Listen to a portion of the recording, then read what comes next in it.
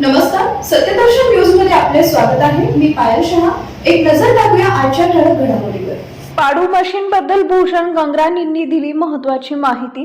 मुंबई महानगरपालिकेच्या आगामी निवडणुकांच्या पार्श्वभूमीवर पाडू मशीनच्या वापरावरून सुरू असलेल्या चर्चेला पालिका आयुक्त भूषण गंगरानी यांनी स्पष्टीकरण दिलं आहे. त्यांनी सांगितलं की मुंबईमध्ये पाडू मशीनचा वापर सरसकट केला जाणार नाही, तर ते केवळ अपवादात्मक परिस्थितीतच वापरलं जाईल. विशेषतः इलेक्ट्रॉनिक मतदान यंत्राला तांत्रिक बिघड असल्यास बॅकअप यंत्रणा म्हणून याचा उपयोग होईल.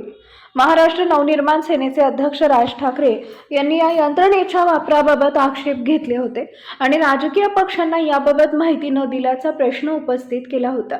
उद्धव ठाकरे यांनीही या संदर्भात पत्र पाठवलं होतं. यावर गंगरानी यांनी स्पष्टीकरण केलं आहे. पालिकेच्या वतीनं पूर्वी झालेल्या पत्रकार परिषदेत पाडू मशीनचं कार्य आणि डेमो दाखवण्यात आला होता.